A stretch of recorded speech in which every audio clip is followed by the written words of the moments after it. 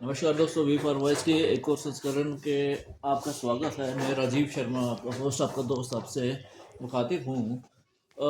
आज का वीडियो एक ज़रूरी विषय पर मैं बना रहा हूँ। बात ऐसे है कि पिछले कई हफ्तों से मैं विभिन्न मुद्दों पे अपनी बात रखता हूँ, और आज का मुद्दा ये है कि जब कोई अपना बीमार हो जाए और उसके लिए एक अच्छी चिकित्सा व्यवस्था, सरकारी चिकित्सा व्यवस्था ना हो, और उसके लिए हम अपने अपनों को एक एक बदहाल व्यवस्था पर तो नहीं छोड़ सकते।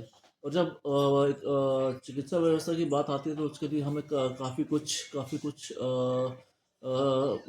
सोचना पड़ता है। कहाँ पे अच्छे डॉक्टर हैं, कहाँ पर एक अच्छी व्यवस्था है, कहाँ पर हमारा मरीज़ जल्दी से जल्दी ठीक होकर उसको घर में सकुशल वापस पहुँच सके। क्योंकि आप किसी भी चिकित्सा संस्थान को देखें तो मरीज़ आधे से ज़्यादा तभी ठीक हो जाता है जब उससे मिलने वाले, जब उसको उसका इलाज करने वाले लोग उसको बड़े सलीके से उसके साथ व्यवहार करते हैं, और उसको एक अच्छा समय देकर, और उसके उपचार के लिए एक अच्छी व्यवस्था प्रदान करते हैं।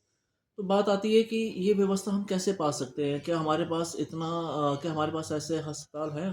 और अस्पताल हैं तो उसकी फ़ीसें बड़ी ज़्यादा हैं। उनके लिए एक आम आदमी का सोचना, एक मध्य वर्ग के निम्न मध्य वर्ग या हो गया, या एक बिल्कुल ही जो एक निम्न से भी निम्न वर्ग होता है, वो इस बारे में सोच भी नहीं पाता, क्योंकि वो लोग मरीज़ की बीमारी से ज़्यादा अपने बदहाल अ, आर्थिक व्यवस्था से ज़्यादा परेशान हो जाते हैं कि हम अपने मरीज़ को, हम अपने अपने अपनों को एक अच्छी व्यवस्था नहीं दिला पा रहे हैं, और उसके लिए वो स्वयं को कोसते हैं, जिससे उनका मनोबल और टूट टूट जाता है।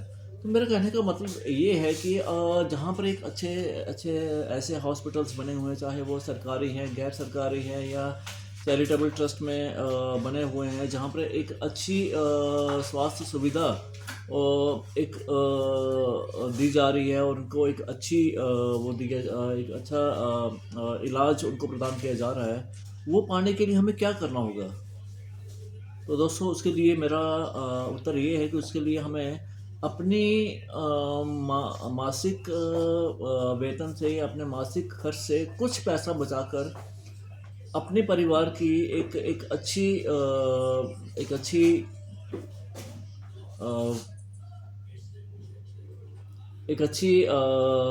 मैं बोलूँगा कि एक स्वास्थ्य सुविधा के लिए बचा के रखना चाहिए।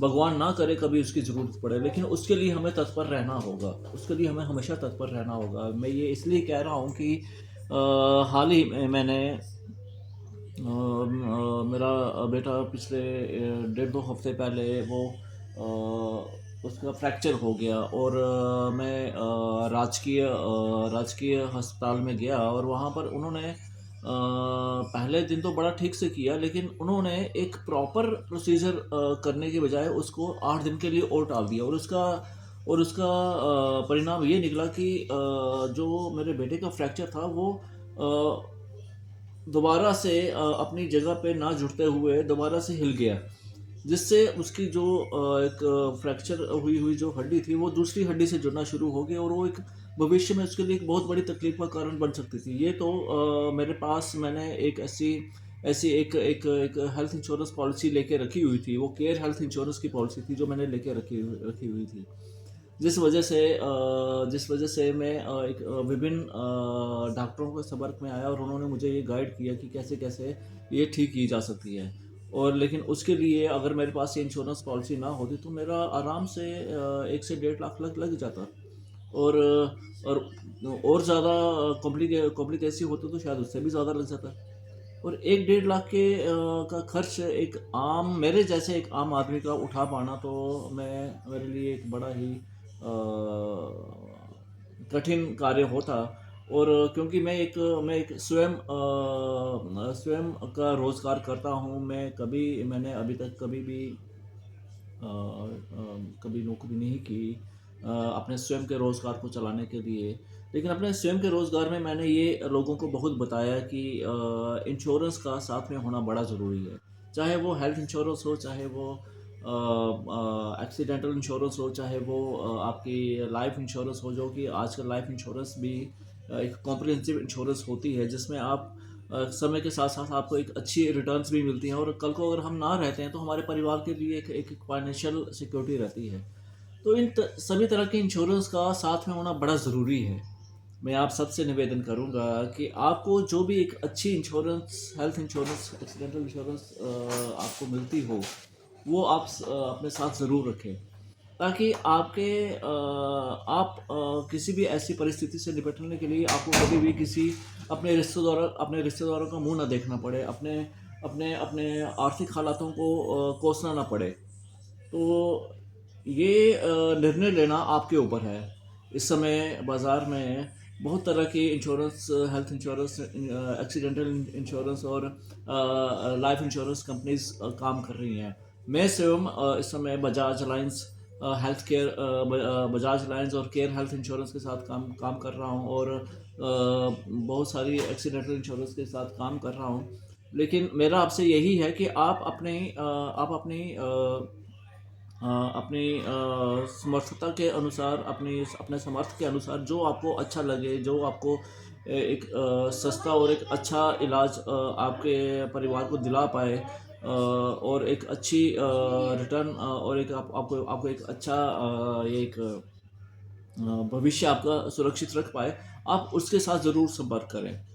मैं राजीव शर्मा आपसे बार-बार निवेदन करता हूँ कि ये मेरा एक स्वयं का एक अनुभव था, और ये अनुभव मेरा आपसे बाँटना बड़ा ज़रूरी था। तो कृपया ये ज़रूर करें, और एक अच्छी इंश्योरेंस पॉलिसी रखें, एक अच्छी इन्वेस्टमेंट पॉलिसी रखें, और एक अच्छा हेल्थ इंश्योरेंस रखें। इस समय हेल्थ इंश्योरेंस में भारत में केयर हेल्थ इंश्योरेंस है, एचडीएफसी एर्गो है, स्टार है, टाटा एआईजी है, बहुत सी हैं। आप करें, कोशिश करें, और अगर आप करेंगे तो वो भी आपका आपका आपका आपका साथ देने में पीछे नहीं होंगे, बशर्ते और आपने अपने सभी तथ्य ठीक रखे हों। धन्यवाद।